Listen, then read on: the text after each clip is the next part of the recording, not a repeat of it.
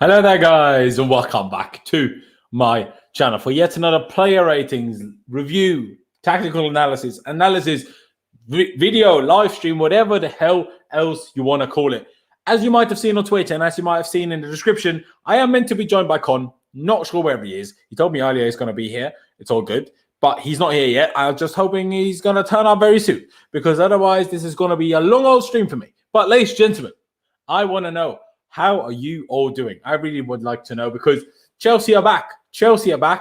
And it's good to see. It was a fun game. Yeah, it was a crazy game with the referee had an absolute mare, let's be honest, even though Self-Hard said the referee is good, bro. I'm not sure about that one, Chief. But at the end of the day, it was a fun game. You know, we won another preseason game. So how much can I really be complaining about? It's a tough one. It's a tough one. But ladies and gentlemen, if you're new here, please be sure to subscribe. That'd be massively appreciated. That'd be absolutely brilliant. Make sure you smash the like button as well if you haven't already. Use the super chat function, of course, if you want to. And I suppose we'll probably get straight into it, because I'm just sat here hoping a Con turns up soon. I have no idea what I should really do, because the man's a weirdo, like with his, not in an offensive way, like his WhatsApp messages only get through to him when he actually opens WhatsApp. So unless he opens WhatsApp, he doesn't see that he's been messaged, which is a little bit annoying. Worth the subscription. Appreciate you, Uzomo. Sorry for butchering your name. Adar saying, doing decent, still mad at Bottas and Stroll. Lol. Same, bro. Absolutely same. Well, not at Bottas, because that made it a fun race. But, you know, without Stroll, Leclerc could have won, and that would have been fun. Hopefully, Broja gets some minutes against Spurs. See, that's the thing, TK. I doubt it. I'm not sure if you watched the whole thing on Chelsea Fan TV earlier, but are we really confident in that, considering he played for the under-23s yesterday rather than being involved in the first team squad today? I don't know. I don't feel like we're going to see any of Broja, to be honest. I think he'll probably get loaned out, if I'm being totally honest. Why does he notice off? I don't know, Clutch. That's what I'm asking myself. See, you can see it here. It's just one tick. It's just one tick. That's all I'm getting. So that's all he's giving me. And he's not blocked me, don't worry. I mean, maybe he has, but I doubt it, considering I can still see his profile picture. Any which way. There's a lot to talk about. There's a lot to get through. Kai Havertz. Yes, exactly, Will Pritchard. Yes, exactly. King Kai. We ended the season with a Kai goal. We started the season with a Kai goal. Yes, I know. Obviously, it was the Bournemouth game, and which we all saw. And there was obviously the Peterborough game, which was behind closed door. But, you know, the first big game, the first game of an opponent of our, in at least our league, because Bournemouth are, of course, in the Championship, Kai Havertz turns up and scores the first goal. And how bloody nice was that? Of course, yeah, Clutch, that's why I sent him the link to join this. But the man has too many followers, I think. I don't know. We'll see. I'm sure he'll turn up soon. Well, I bloody hope so. Let's be honest, Broja should be the backup striker to anyone we bring in. Tammy and batsmen aren't good enough, bro. Well, I'm not sure if judging one half of a performance against Bournemouth is enough to say that Broja is better than Tammy and Batshuayi, personally. But he's certainly decent. And obviously, he wouldn't sell for as much money as Tammy will. So, that's obviously a positive. But Callum Hudson-Odoi can be a problem for the Premier League on the left wing. That's what, my app just notified me as. Brilliant. Cheers for that. Just he played left wing back today. But any which way. Let's get into the game. Hope at some point Con just turns up, because otherwise we're screwed. Well, we're not screwed, but you know what I mean. Obviously, I discussed it earlier already. Broja, it's the first of the season. I'm not sure if it's the first of the season, but Jester, how are you? I hope you're well. I hope you're well. Do I have anything else? Has Lewis added anything useful here? Not really. Lewis and I shared the StreamYard account, so I was checking if he has added any useful pictures, which I could use here. But seemingly not. Any which way. The lineup we went with for the first half, obviously, was Edouard Mendy in goal, as you would love to see. Trevor Chalobah, Kurt Zouma, and Antonio Rudiger as the back three. Of course, Rudiger is the left centre-back, Zouma was the right centre-back, and Trevor Chalobah was the central centre-back. Then we had two extremely offensive wing-backs, and Callum Hudson-Odoi being the left wing-back, and Christian Pulisic being the right wing-back, which was interesting that we went for both such offensive options. And then we had a midfield too, which was also so offensive in Mateo Kovacic and Ruben Loftus-Cheek. And we'll talk about Ruben. I'm hoping to make him more of a conversation. Con is here, but we'll see. Hakim Ziyech was in part of the front three, as well as Werner and, of course, Kai Havertz. Oli Conte saying Loftus-Cheek is back. Oh, yes, boy, he is. Oh, yes, boy, he is. And you know who else is back? Mr. ConnCFC. Even though we've been here for 7 minutes already and Con has let us down drastically. Now, I'm joking, bro. But it's good to see you, man. It's good to see you. How you doing, man? Not too bad, bro. Sorry, I got caught up. My timing is horrible at times. Sorry. I need to get used to after the games jumping Laurenz stream. Just muscle memory in it. Exactly. just set a timer to about 45 minutes after full time, and then you're fine. Yeah, fully. That's what I need to do. Yeah. Exactly. But I hope you're good. Did you enjoy the game? Obviously, it was a bit of a madness of a game. Like that could have so easily finished like 5-5 or 6-5 either way. No, yeah, I enjoyed the game. It was nice seeing a few cameos from players, and it's even better that Arsenal scored it. It wasn't given, so we love to see that. Yeah. Second half was a bit, but no, I enjoyed it. Just decent game.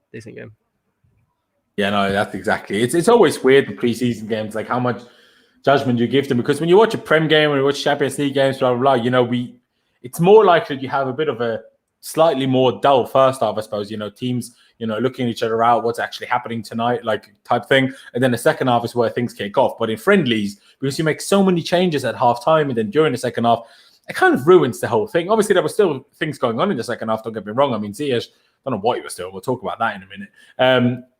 And then obviously, if you ask for chances, Tammy obviously scored, but also, missed a couple. Well, once he tried to square it, once he just hit it straight at Leno for apparently...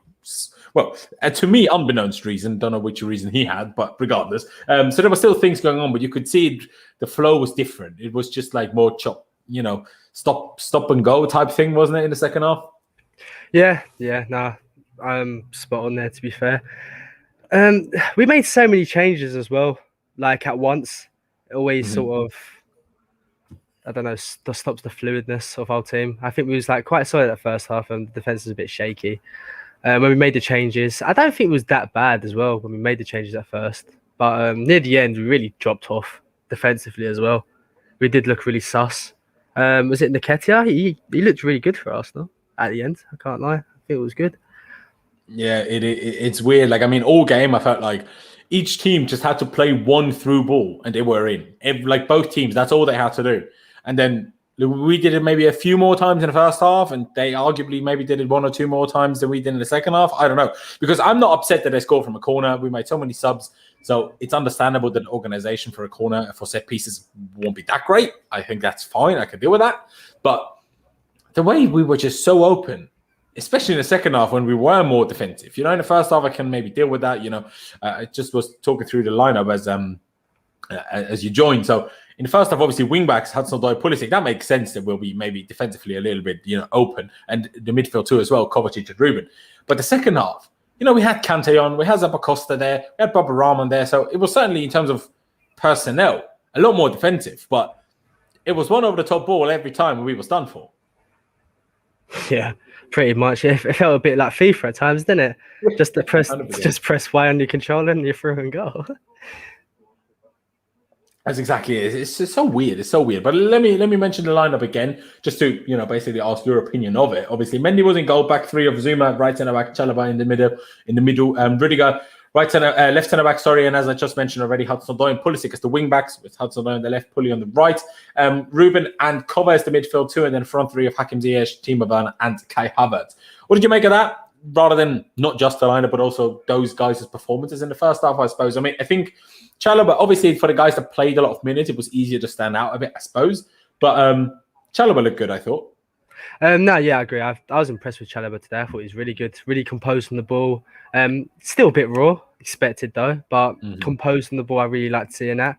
I was really shocked with how strong our lineup was off the bat. I didn't think it would be that strong. And then we was all attacking vibes today with Cho and Puli as wingbacks. Yeah, exactly. And like I said, the midfield too as well. Neither of them, I mean, Kova can, but neither of them are really about defending in their lives, are they? No, not really, no. So, and seeing Loftus in the pivot, it's interesting, isn't it? Because I don't think he did too bad. No, neither did I. I mean, defensively, maybe could have done a bit more and a few risky passes close to our own goal. But in terms of how he drove past people, how much pace he showed, how easily he went past people.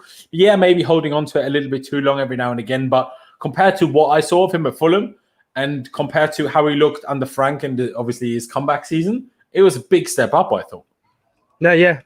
And I think Pat Nevin said it on the commentary as well. Do you know that pass he misplaced and then Smith Rowe hit the post? Yeah.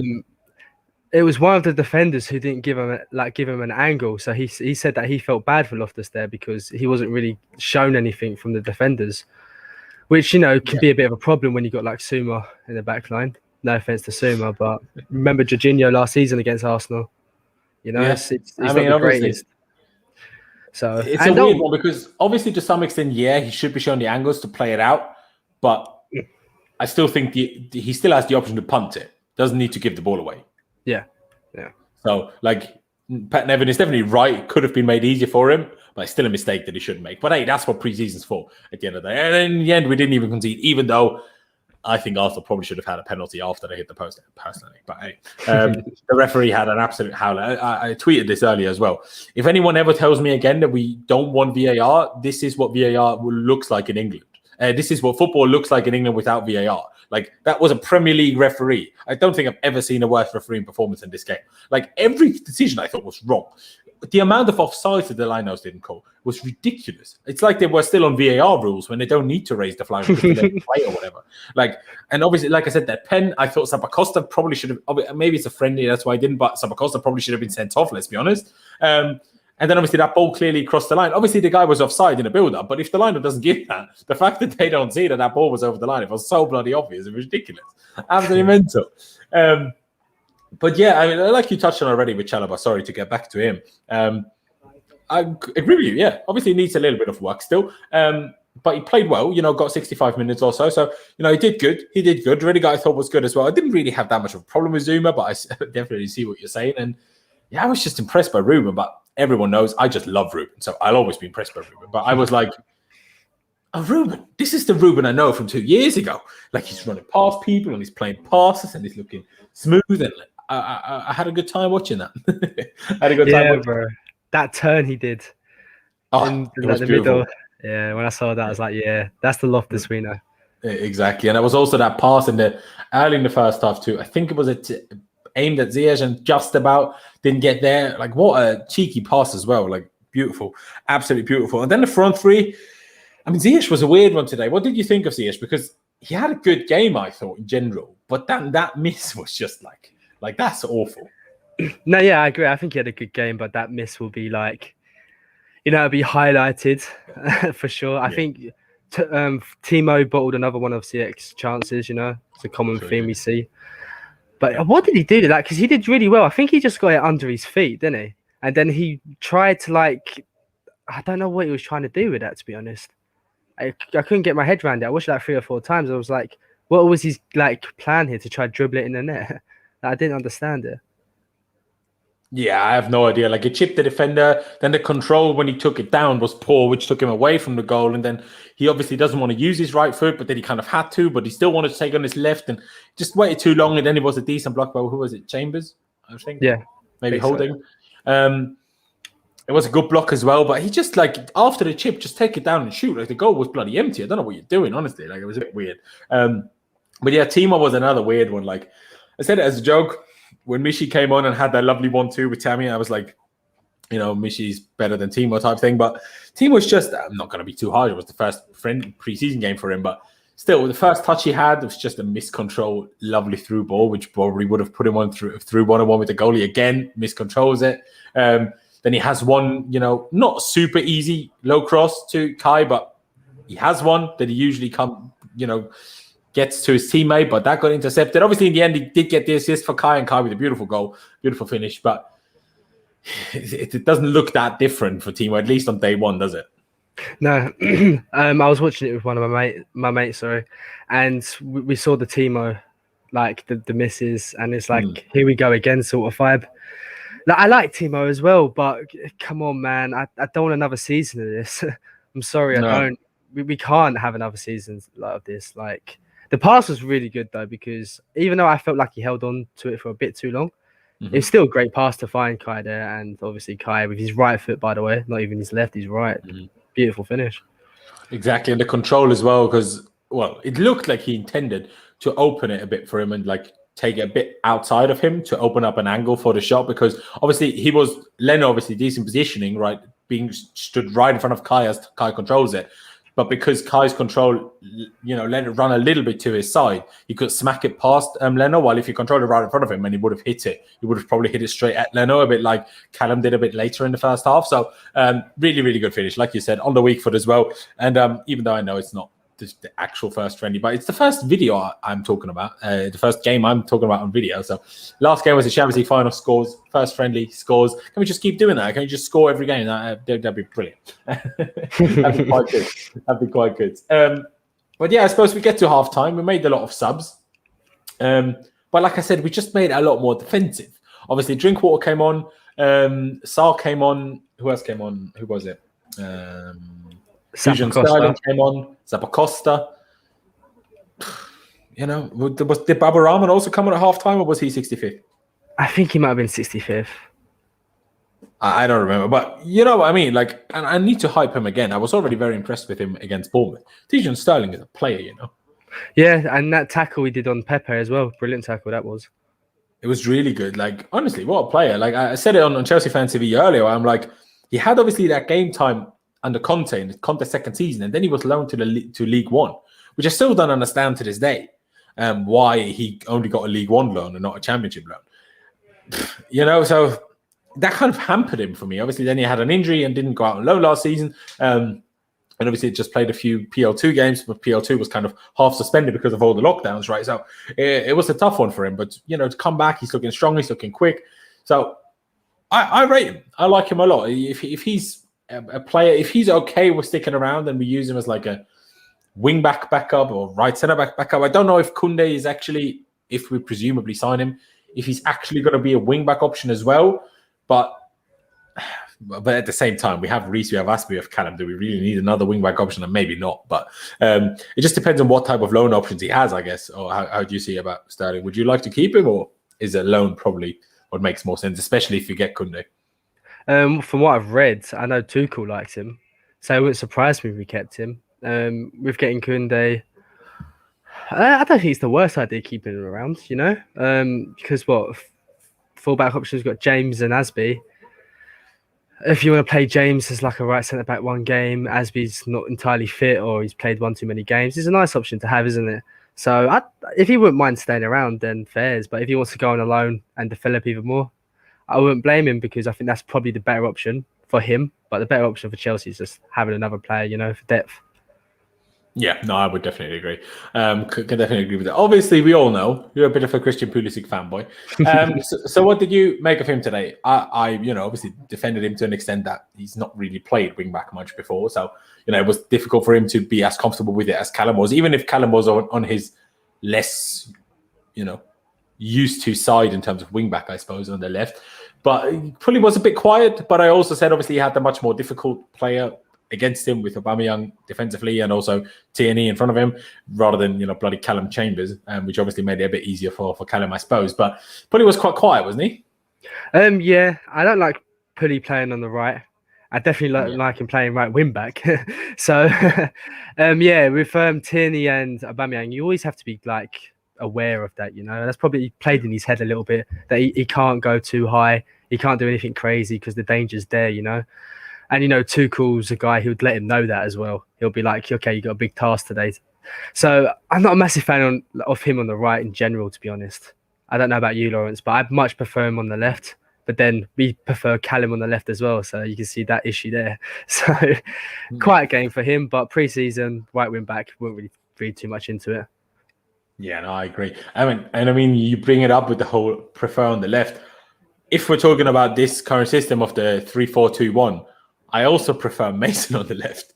So it's like the only guy who I'm okay with on the right there is Kai when he's not used in the middle, and Ziyech.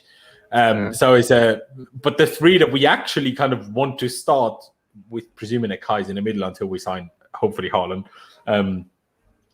I prefer them all on the left because Mason shoots a lot when he's off the left, and that's sometimes an outlet we need. But if he's off the right, he doesn't shoot as much, and that's what I think we miss when he plays on the left, when he plays on the right rather than the left.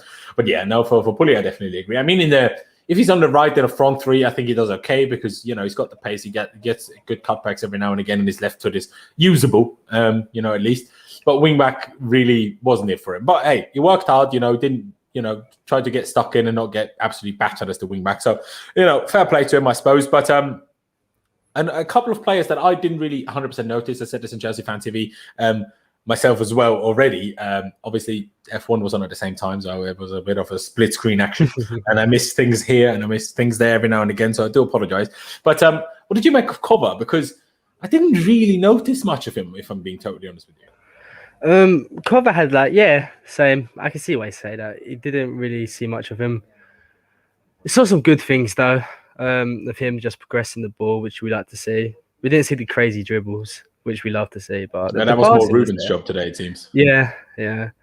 So, Koba had a bit of a quiet game, but it's expected, isn't it? It's his first game back from pre-season, so expect it to be a bit quiet.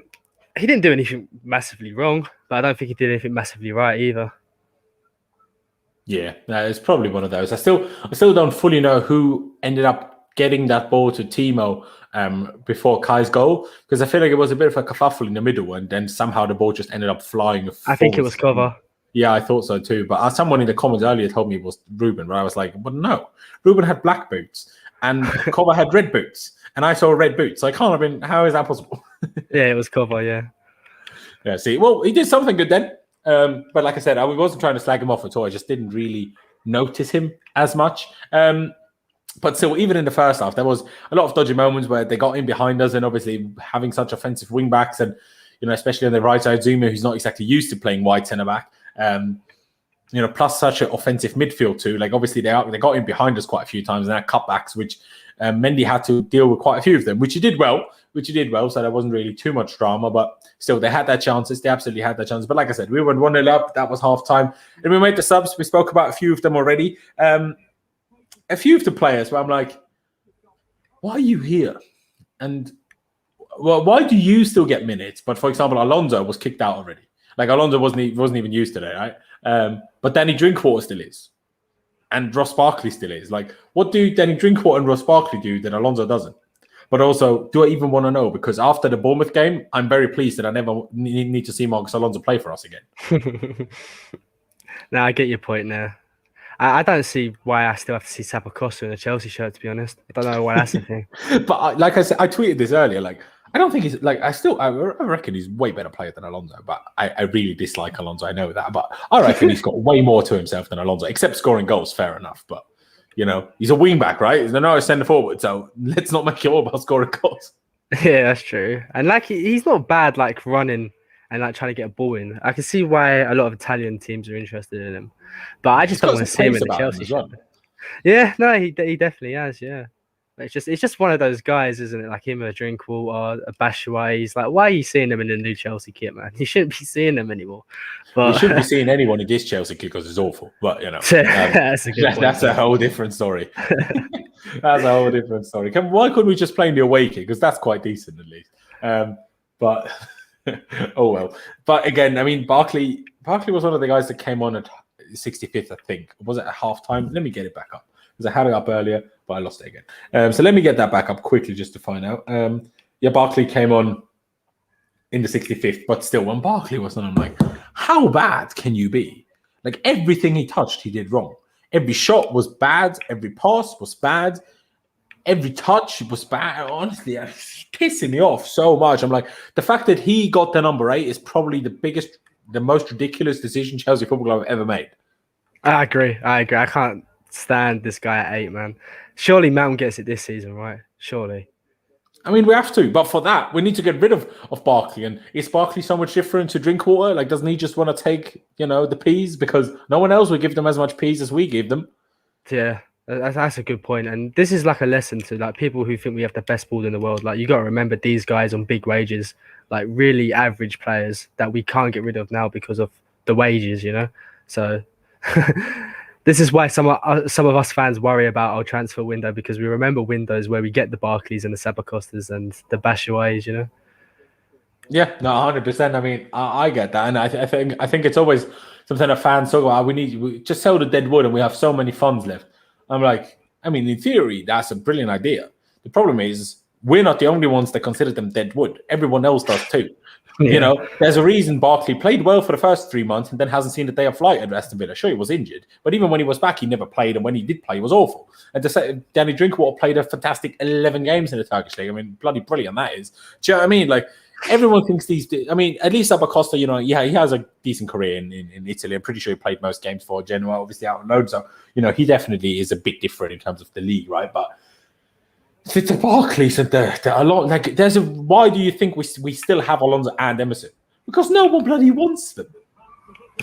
Yeah, no, it's true. Or they do, but then we ask way too much money from them for them.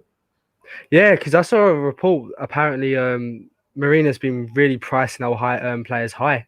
Yeah, which I don't know if I believe because the Guy and Tomori fees, because they were pretty low, with all things considered. So I don't know. Yeah, but I'm not. See, the Tomori thing is weird because considering Tomori hadn't played for like 4 months at the time when we loaned them and gave them the option to buy, that wasn't low, I feel like. But because he then ended up playing every game for them, by the end of the season, it was super low. Yeah, I get what you're saying. And what was the other one you said? Tomori and? Guy. You think that's low? 20 million? It works out, I think, around 18. Well, all right. I don't think it's ridiculously low, but it's like, really? I think you could have squeezed a bit more. I think you could have got like the 25, maybe, just because he's English, he's young, he's promising, he had a good season with Swansea. I think we would have comfortably gotten 25, but because we had the matching right in there, that's why we didn't get 25. Yeah, that could be a good point. I think that probably takes quite a bit off it because then Palace know, well, if them lot come in, he's gone again. So, you know, they probably are less willing to give it a lot of money, I suppose. But obviously, I don't know for sure. This is just a presumption of mine. But, I mean, Guehi is still one I don't fully understand. I mean, I'm a fan if we sign Kounde. I think he's a good player, even though I think with him, especially next to Thiago Silva, theoretically, a back four is just not even an option. Like, they're just way too short, right? So much as I really rate him as a player, a back four, the only guy you can play him next to is probably Rudiger. What I heard, Laurenz, from ex-West Ham employee, from one of his patrons, was Chelsea's long-term goal was to have a back two of Kounde and Sula or Christensen. That's their long-term goal. I mean, Sula, please let's not do that because I know. I mean, obviously, people in England you might not necessarily follow that as much, but Sula is one of, in terms of who can I best compare it to? Harry Maguire, maybe. No. I'm thinking attitude. Like, the guy has an awful attitude in terms of training. Like, he loves his food. Isn't really ever fully fit. He's a bit like Hazard in that sense. And doesn't train well apparently at all, which for a big centre back is like weird. Like, they're usually the ones that proper turn up for training. He's apparently awful attitude, and the only one that's kind of fixed that so far for him is Nagelsmann at Hoffenheim. Obviously, Nagelsmann is now back with him at Bayern, so they're hoping they can turn him around or something. But he's not got a good reputation in terms of work rate and stuff in training. So and since his ACL injuries, half the player was before. So I don't want to go anywhere near him, but. Club's comedy is quite funny. I didn't look at my own face, but it might have been entertaining. I don't know. I hope it was. But do you believe that though? Like, that we could genuinely have a back four with Kounde? I just feel like he's too short. It can't be 5'10" and playing a back four. It's a very misconception with him, because when I saw him, like, I'm not going to act like I'm an expert because I'm not, because I've only watched him in Europa League. But when I've asked around, and I've had a few DMs with some Barcelona fans, some Madrid fans, etc., and they say he's very complete, and he's played in a back four plenty of times with Seville. Oh no, I'm sure he has, but I feel like, and he's great in the air. Like, he's really underrated in the air. People think he's not, but he won over 60% of his duels, and he had one of the highest duel wins as well.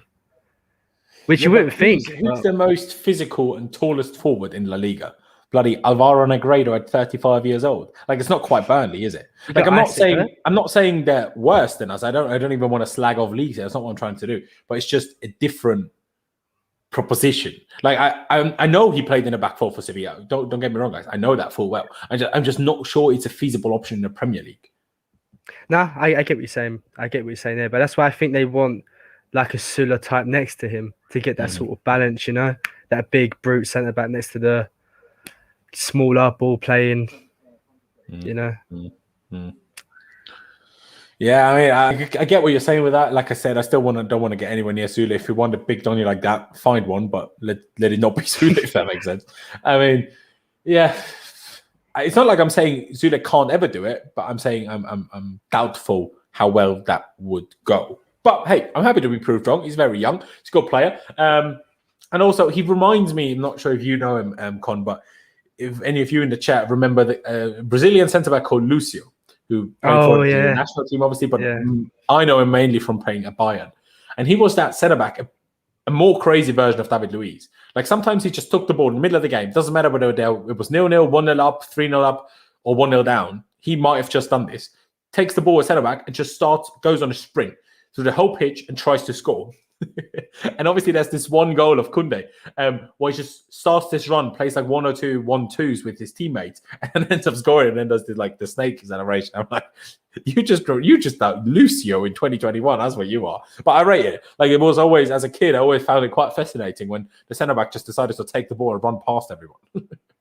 Yeah, I think that's where the game's going as well now. Laurenz, is centre backs have to be just as good on the ball as, I don't know, a midfielder these days, or your fullbacks. I think we're moving out of that, you know, classic old type, just hoof it clear, brute centre backs to more, I don't know, possession based, good footballers, you know, less physical, more football IQ kind of thing. I don't know.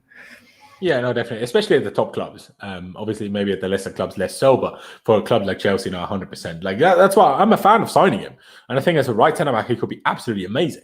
I love Aspie, but obviously Aspie's getting on. You know, Aspie's turning 32 soon, and you know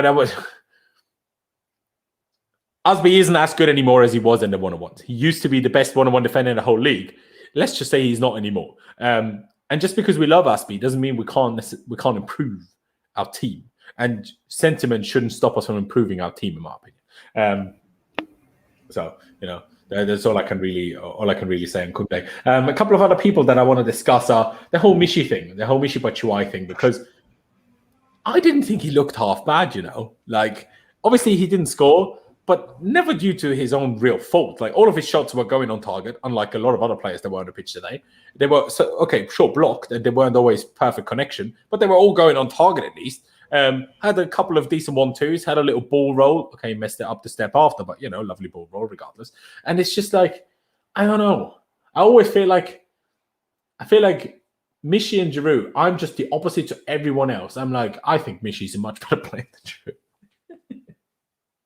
I know everyone thinks it's ridiculous, and I know Michy was third choice or second choice striker for Palace. I totally understand, right?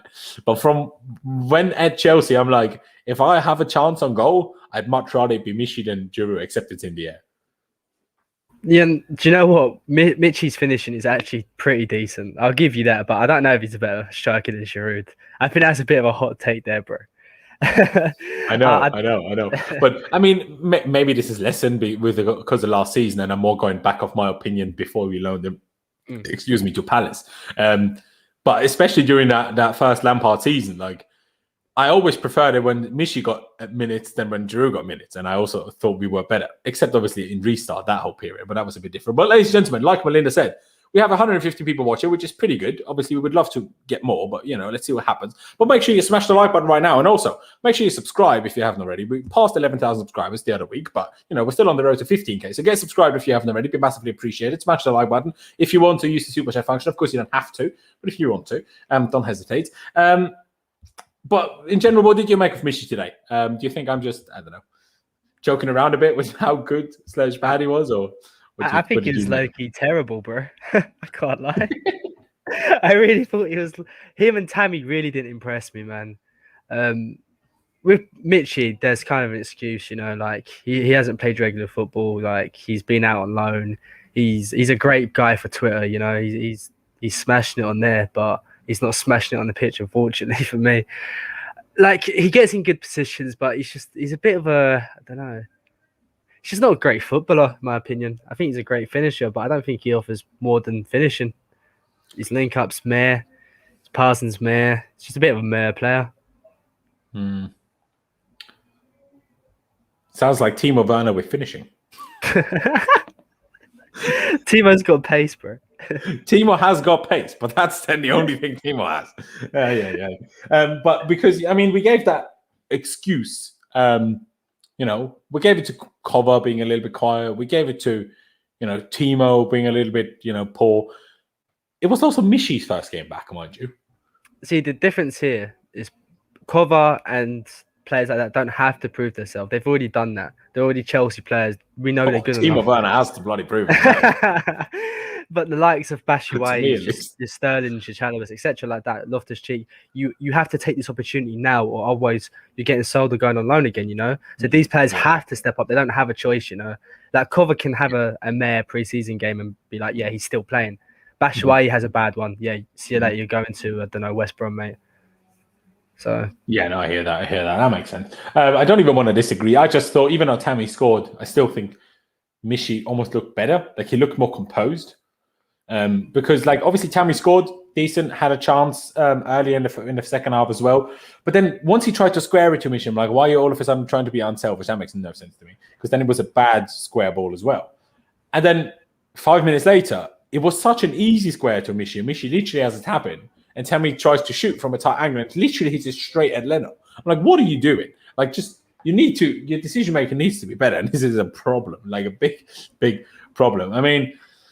We just need Haaland so badly. It's great. I say that. Havertz had one chance, smacked the hole. So, if he can keep doing that all season, that's great. But still, we need a striker. No, I agree. And I know it's it's not even a hot take, but I really don't rate Tammy. I like him. I've always stressed I like Tammy, but I've really gone off him. I just don't think he's good enough for Chelsea. And I think anyone who thinks he is, your standards is just not there, He just makes too many mistakes. Like you said, the decision making is so important at a club like Chelsea, man. And we've seen last season that we got Timo Werner. We can't have another striker who's like that, We have to keep Timo because the fee. But with Tammy, we don't have to. And thanks for getting us Champions League football, helping us get Champions League football under Frank. And you have scored goals for us. But the fact is, we need something better, And Tammy's not it. We see it in the 2 pre-season games. He needs to prove himself, and he's been kind of arse, man. Against Bournemouth, he had so many missed opportunities, and one of his head as well. Did you see the Ziyech one as well? That little dink to him, and he skies it over at Bournemouth. Yeah. And then today, when he should have not passed the Michy, he passes, and when he should have, he shoots. Come on, man, Tammy, you just do better, man. Yeah, I hear that. And for me, the difficult part of that is always, if you're a sub player, which is all I want Tammy to be. Obviously, he doesn't want to be, so I have long accepted he will go, right? It's just a question of how much money can we get for him. But I feel like as a substitute striker, I don't need you to be a great player. I just need you to score goals. And Tammy does that. So that's why I think as a backup, he is a good option to have still. Obviously, he doesn't want to be that. I've said that now already. But as a backup, I don't really care that much. If you're good, I just want you to score. And he does that. While we have other players that play good, but then don't. Like what Giroud, before he got a bit older last 2 seasons, he was always this player that was great for the team, got everybody involved, got assists, did this, did that. But I'm like, if you're the sub player that we bring on because we can't score a goal, then I need you to be good at scoring. And I've seen too many times where Giroud tried back heels in the box to a teammate rather than shooting, which is my which has always been my problem with Giroud, if that makes sense. Which didn't mean he was a bad player. I just didn't think he was what we needed in those moments. While Tammy is he would just get you a stupid goal, and it doesn't matter how. Like today, it doesn't matter. He was awful. Let's be honest, but he still scored the winner, right? And in some games when we're drawing 1-1, go back to last season, we're drawing 1-1 against bloody Southampton. I don't want a striker that's going to miss me half the chance like Timo. I want a striker who's awful but scores. No, at that point there, it's hard to argue against because he was awful, but he scored. And from a bench player, that's all you want, really. Someone who could just come on. You don't care how they play, just get you a goal sort of thing. Mm-hmm. And I think with Giroud, he just gave you a different option. You can play a different sort of way with Giroud. You can start crossing, but Tammy don't give you that.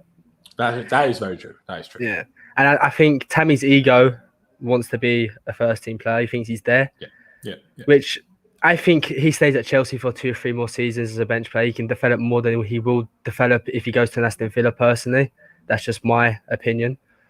But if he wants to go, man. Because I really went off him when he tried taking that penalty off Jorginho there, when he had a stinker game and he thought he was going to get a goal. That really annoyed me. And that's when I realised how big this guy's ego was, because he sulked after Jorginho scored. That's what annoyed me more than him actually trying to take the penalties. When Jorginho scored the penalty, he sulked. So we've got no room for egos here. Like, we need to be a collective, because we're not as good as City. Even if we get Haaland, we're still not as good as City. So we need to be a real collective here. And for years, we've had all this player power, bad eggs, you know. And I don't want any of that anymore. I don't want these egos. I don't want these bad eggs. I don't want these reports of players giving stories to Matt Law, you know.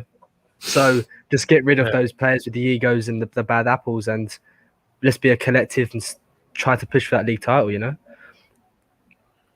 Yeah, I mean, hey, we need a striker to even consider the league title. Like, this is an interesting comment of a global CFC saying too many players are awful and make mistakes. But if Tammy makes one, it's highlighted. This is embarrassing. I'm not sure if you're necessarily aiming this at us or the general Chelsea fan base or whatever, because I do kind of see what you're saying. Somebody else makes a mistake, we gloss over it because, I don't know, different position, not from the youth, whatever. And then with Tammy, it is not wrong. Like, that was always my view with Giroud. I'm like, Giroud misses or messes up something, no one cares. Tammy does the same thing. He's slated for the next 3 days on Twitter. I think there's context here, Laurenz, though, because Tammy wants to be the number one. He wants over 140k a week. So it's not like he's just a player like Giroud when he messes up. Giroud knows his role in the team. Tammy wants to be the number one. So if you want to be the number one, you get more criticism for that. If you want to be the man and you're not the man, you're not good enough to be the man, you're going to get backlash for it. I'm sorry. It's just, you can't compare a mistake from a Loftus-Cheek to like a Tammy, because Loftus-Cheek isn't one who wants that big contract and be the number one guy. You know, he's happy to play a part in the squad. Tammy wants to be the number one guy. So there's context. I'm pretty sure Ruben, he's on it. He's on the same wage as Callum, I'm pretty sure. No, I don't think he is. No, I don't think he is. You know, when he signed that contract, you know that's still funny, consecutive tweets when we sold Morata, and then they said, and more good news, Ruben Loftus-Cheek signed a contract. Because he used to be on 60k. I know that, when his first pro contract was 60k. And then I thought he went up to either 100 or 120, but he might not be. I might be wrong. I do hear what you're saying with that. But my counter argument to that would be that there was a time before people accepted that Kai as a 9 is actually good, but people wanted Giroud to be the main man, and he's not any closer to being good enough to be that last season, in my opinion, than Tammy was. That would be my only counter argument. But I do hear what you're saying. The ego is definitely a problem, but the ego.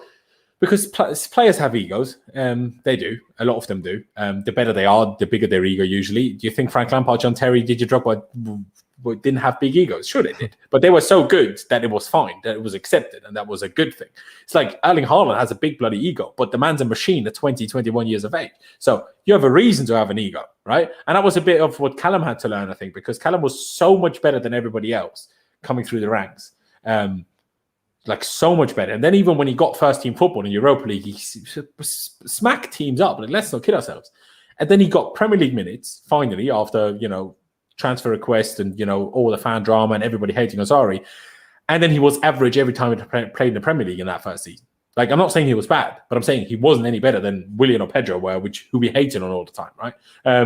And I think Callum had to learn that. And I think now is when Callum has learned that, which is why he's worked on his physique more and his strength more. Obviously, the injury played a part in that too, but I still think that Callum had to learn that, and that's something that Tammy would probably have to learn as well. But at the end of the day, even though we went off on a tangent here, like I said, he wants to be a first choice. Fair play, if it's your dream to be a professional footballer, you probably didn't dream of being a bench player, right? So if your dream to be a footballer is bigger than your dream for playing for a specific club, at the end of the day, hey, everyone should follow their own dream. So if Tammy's dream is to be a Premier League starting striker, then he should try and get that. And fair play to him. All the best to him, in my opinion. While Ruben seems to be more the type of player that he just wants to make it at Chelsea. That's what matters. Not, like, do you know what I mean? Like, that's how they seem different in that sense. Yeah, no, spot on. I don't have anything to add to that. I think you hit the nail on the head there. I think Tammy wants to be the number 9 for a PL club. I think someone like Loftus, they want to be a Chelsea player, you know. So yeah, spot on there. And don't get me wrong, I don't have any problem with Tammy wanting to do that, you know. It's just CBA for people crying about we're not playing Tammy or Tammy don't get enough minutes when he's just not rated, you know. It's just can't be asked. Exactly. I mean, I obviously I haven't fact checked this. TK13 saying he signed a 120 to 140,000 contract, but TK, you got to understand that we pay a lot of the wages of players we loan out anyway, like always.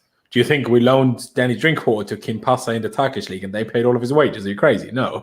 Obviously, we paid half, if not more, of his wages, and we probably did that with Ruben at Fulham too. So I don't think that was the full stop of why the loan went to Fulham, because I think people expected a bit more of Fulham than we got in the end from them, because Fulham are a good team. Fulham played better at Stamford Bridge this season than Arsenal did. I know Arsenal beat us, but still Fulham were a much better football team. And it was just, they were not quite good enough to play like that to not get relegated. A bit like Norwich the season before. Yeah, Norwich are a good team, but if you're in the relegation zone, don't try being a good team, just win. No, yeah, I agree. And I remember last season before Ruben went to Fulham, I think it was Nasir who said there was like 7 or 8 clubs interested in Loftus. Yeah, I don't remember what that. It might well be true. I mean, like I said, do you feel like Ruben's staying? Obviously, Simon Phillips tweeted this morning from some source that he told me privately is usually a good source, but he hasn't heard anything about the future of Ruben being decided. But the report is that Chelsea want to get Ruben's career back on track even more by loaning him to the Bundesliga. I hope not, because I think if he's loaned out again, that's it for him at Chelsea. I just want him at Chelsea. Obviously, it is a very selfish point of view. I totally understand. But hey, if he's up for it, I think we should just keep him. Like I've said this before already, it's just a good sub to have. No more. We needed to play Alonso for height. Just play Ruben. He's tall. Solves the problem. Because I'd much rather Ruben than Alonso. I'd rather Ruben at left wing back than Alonso. I tell you that much.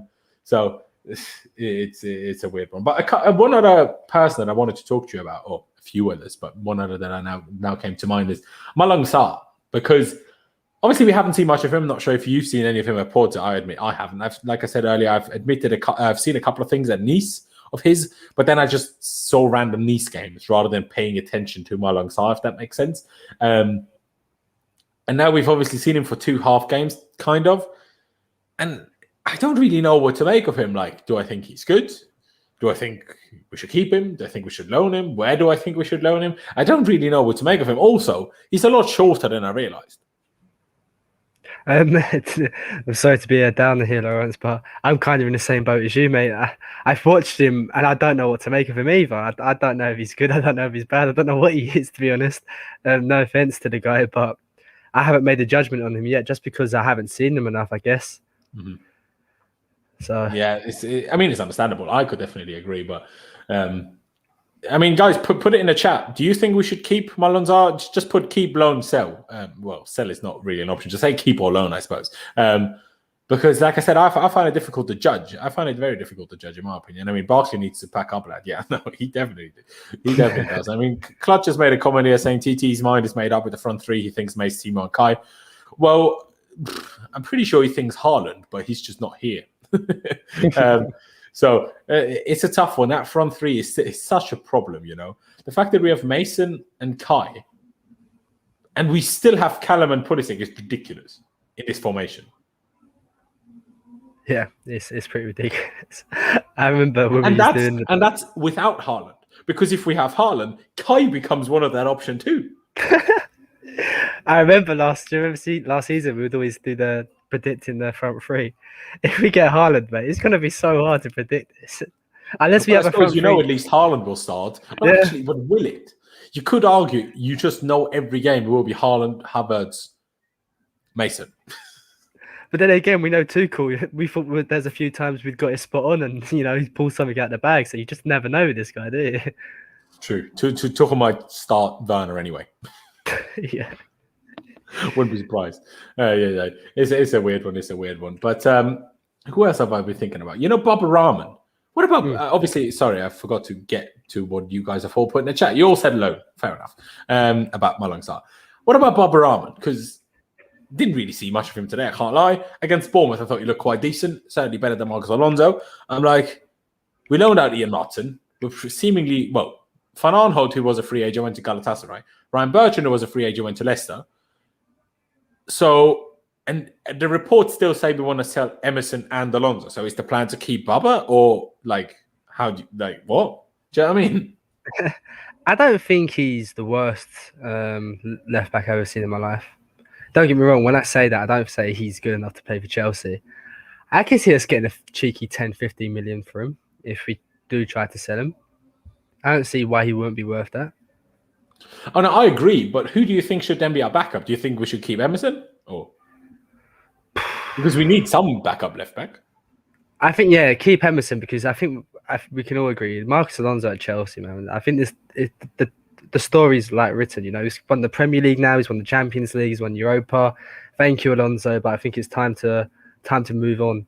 And if you believe some of the ITKs, I don't personally, but he could be involved in the Kounde deal. You never know. Anywhere we can get rid. But I mean, I've said that since Conte's second season. First season obviously was great, but I said that since Conte's second season, we need to get rid of Alonso now. And look at us now, 5 years later. At least everyone else clocked on now. But Emerson is a weird one. I've always kind of liked Emerson, but none of the managers seemingly have. Like, obviously Lampard did, but even Lampard, Lampard just always played Chile, and it wasn't even a debate to be had, right? But before that whole West Brom Alonso drama, even Lampard played Alonso over Emerson like this past season. Obviously, the season before, he was great for like 5 weeks and then he got injured. But even for Italy, when he played at the Euros, I'm like, the guy's a player, do you know what I mean? Like, obviously, he's positionally awful, but that's why in a back three, I never understood why Emerson didn't get more game time, honestly. No, I agree with you, because I think when I watched him for Italy, I think he was really good. I think there's a big role to fill of Spinazzola, but he filled it really well. And I can't get my head around why Alonso gets more games than Emerson. Maybe because of the height thing, That's the only reason I can give him, because Emerson's quicker, Emerson's better on the ball. And even in finishing, I don't think Emerson is far behind Alonso, Well, look at the if I look at that goal against Atletico, first touch of the ball, smacks it home. Like, I think Emerson is the only player in our squad that scores that chance against Atletico. I can't lie, he's the only one I think scores that. Yeah, no, I agree. I'd like to see him get some more game time, because I don't think he's a bad player. But if you can get, I don't know, if someone comes in with 20 million, would you take it for Emerson? I would, but obviously we need to think about who we want to keep. If someone comes in with 20 million and then the option is Alonso is our backup left back for the season, then no. Do you know what I mean? Like, that's why I'm... Obviously, I mean, Ian Martin had a good championship loan. I was like, are we going to keep him as the backup? Because there was always the reports that we want to sell Emerson and Alonso. It was never we want to sell one. It was always we want to sell both, right? So I was always like, but then what do we do about our left back? Because we were never actually linked with any. So I'm like, how can all these reports say we want to sell both, but not link us to any? I didn't really, do you know what I mean? Maybe that Kounde comes in, he can play on that right side, Asby can cover the left. But maybe that's the plan. Not wing back though. Bro, Kounde, he can get forward, bro. I think he could play a wing back role. But not on the left. No, Asby for the left. No, but I wouldn't. Like Asby as a left back, obviously how Jose used it, that's one thing. But as a left wing back, is that something you really want? It's not something I'd want, but I suppose it's one of the only ways I can think it makes sense if we sell both of them this window without buying someone else in. I mean, you're probably right in that sense. I don't know. I'm just thinking of it in a way that Aspi is like kind of like if we have injuries, option to play left wing, well, that's fine. But as the full-on left back backup, so every time Chile can't play, whether he's injured or whether he's suspended or whether he needs a rest, every time, then we need to play Aspi left wing back. I would not be a fan of that, if that makes sense. But it's a tough one. I mean, someone asked to talk about Chalobah. We did that already. So I'm not really sure how many more others there's to talk about. Obviously, this wasn't kind of a full player ratings type thing, how we usually do after games. But that's simply because way too many players played. And some of them played like half an hour. And I'm like, well, what do I do with you? It's so that's why I decided to not do player ratings. Also, if I get this banner on the bottom here, which I still have from the season player ratings here, if I get that on, I'm limited to. Let me see. Well, this changed. It used to be 200 characters. I am now only limited to 1,000 characters. So we could do it actually. It's strange. Cheers, StreamYard. Useful. Do excuse the ambulance in the background. It's not me. I don't, the meme, call an ambulance, but not for me. Love that.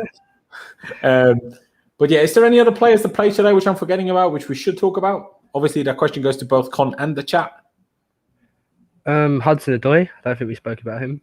Oh yeah, Callum. I was especially happy with him defensively.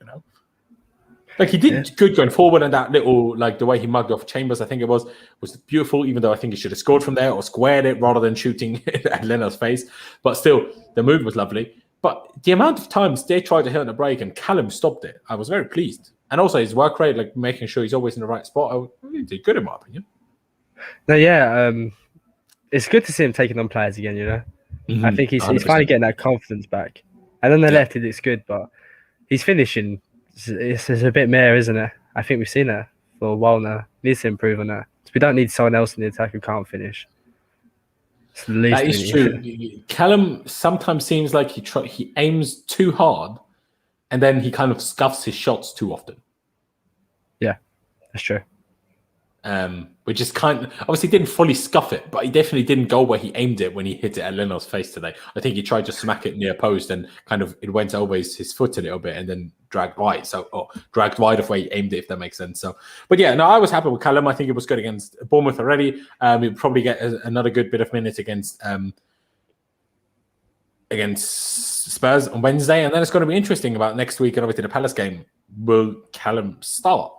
And if he does, where does he start? Because Reece won't have been back for very long at all by the time we play Villarreal. So I wouldn't be surprised if Callum starts that game right wing back, No, I agree. That's another option as well. We talk about wing backs. Callum, he's an option there. 100%. I think people should see him as an option there way more than they do. Obviously not for every game. Not when we play Man City. Not when we play Liverpool. Not when we play a potentially much better Man United this season.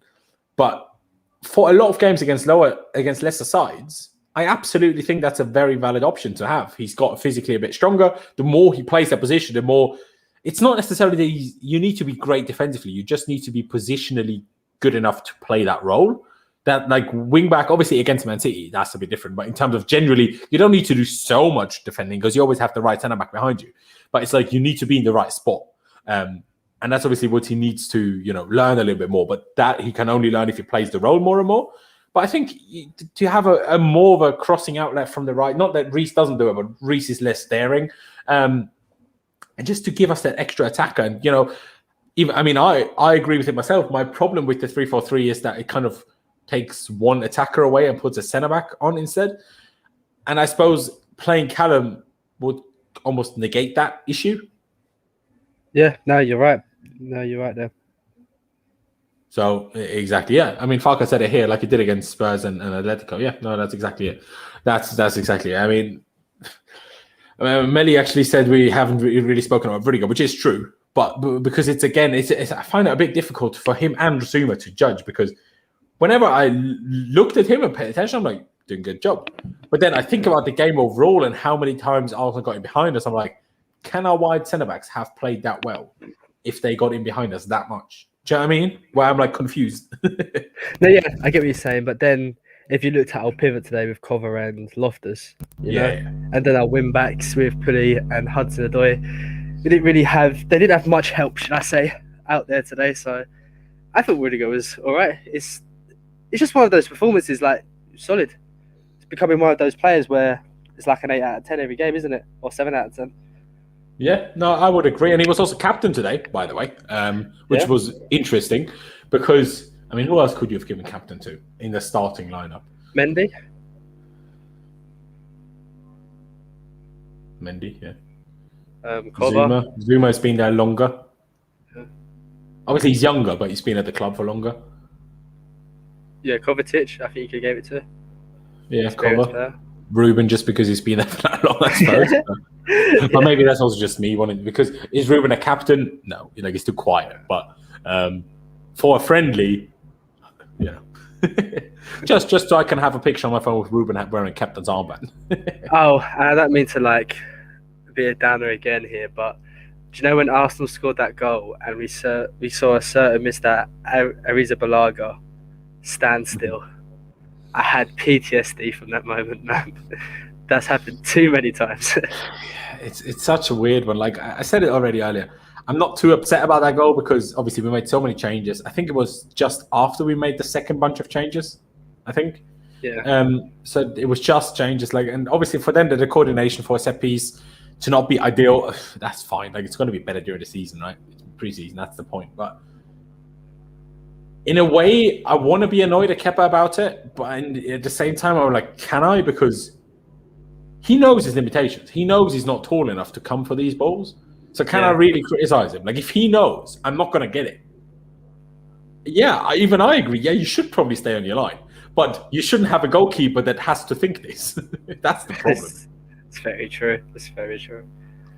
I don't know. I wasn't blaming him for the goal, but when I just saw him standing there like that, I was like, gosh, man, that's an image I haven't missed. Yeah, because the goal, that ball was a bit further up, but they had a corner like not long before. And that goal was very close to the 6-yard box. And he didn't even come for that one. That was the dodgy one. I'm like, you should have come for that one. You should have come for that. TK13, you're actually wrong. You're actually wrong because Drinkwater was not on Xhaka at all. Drinkwater was on, I don't know who it was, some other Donny anyway.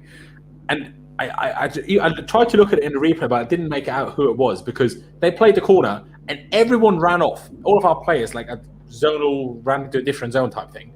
And Drinkwater was all of a sudden left with two players, and last second realised, Xhaka is completely by himself. How's that happen? Tried to make up for it and couldn't do anything about it. So I actually don't think Drinkwater has anything to do with this goal. I think whoever was with Xhaka just ran off and left him by himself because it's Anthony Barry's fault because he left Drinkwater with two Arsenal players. Whoever's fault it is, it's not Drinkwater's because he shouldn't be dealing with two players by himself, should he? And he was. But yeah, the Kepa one. Did you read the article he wrote a few days ago? No, yeah, I did. Yeah, it's good, wasn't it? I mean, see, that's the weird thing. I know some people were still not kind of on that story the way Kepa explained it, but I mean, I said that on the day. Clearly, it was just time wasting and wasn't actually injured. But I think it's good that he apologized to everyone. But to this day, and I'm wondering what you think, because obviously we didn't know each other at the time. To this day, I don't understand why not. Luis spoke to Kepa for a minute. Aspie wasn't really doing anything. I still don't understand why Luis or Aspie didn't just, after talking to Kepa, he clearly explained, bro, I was just time wasting. I'm not injured. Like, I don't need to come off. It's all good. Why didn't any one of the players, the others, run over to Sarr and explain that? And then Sarri could have still made this decision. I still want you to come off. And then I'm pretty sure Kepa would have come off. But because there wasn't any communication, do you know what I mean? Like, I still don't understand why did no one just make it happen that they talk to each other? No, that's a good point. I remember being really annoyed about Aspie about a situation, saying, why aren't you doing anything here? Yeah. But I think it's just the occasion. I think if that was just like a league game, I think that happens. But because it's a cup final, it's at Wembley, it's like late, I think everyone's a bit, do you know what I mean, on edge, you know? So they're not thinking with their brains, and yeah, that situation will go down in Chelsea history, you know? Iconic moment, that. It will, especially because we ended up losing it, and he could have won it because he had his hands on the Aguero one and probably should have kept it out, which is, the medical staff would have told Sarri that Kepa was good to go. That is true. But did the medical staff come back round yet? Because the medical staff went off behind the goal. Were they back yet? I don't remember it that well. It's a good point. I can't lie. It's a good point. But then at least because what I'm saying is basically the medical staff would have told Sarri, but no one went back to tell Kepa. So what I'm saying is Luis, who was speaking to him, just run over to Sarri, say, boss, he's not actually injured. And then Sarri says, I still want him to come off. And then Luis can just run back, tell him, bro, you still need to go off. Just go off, right? And then, you know, that's what I mean. And yeah, like Uzoma said here, JT would have definitely handled that. And even, well, probably even like Cahill, someone like that would have handled it. And this isn't really that much of a criticism of Aspie. A little bit, but at the same time, no, I don't know. It's just someone. I don't really care. Just take responsibility. For me, it doesn't need to be the captain. It just needs to be someone.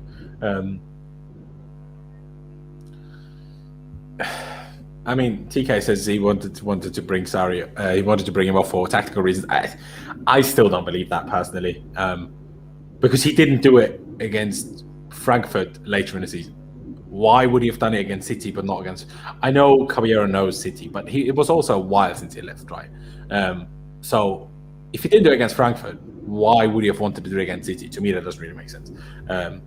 Yeah, he did say that. He did say that, Clutch. But I think we've covered pretty much everyone. I mean, Mendy, like I touched on already, did good in the first half as much as he really could have done. Didn't concede a goal. I don't think. I mean, Zuma, you said it early. A bit dodgy behind Ruben type thing.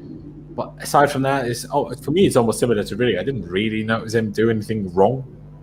Maybe you did. Did you? Him being on the pitch, to be fair. Sorry. Bloody hell, God. What is this agenda? It's worse than me and Timo, eh?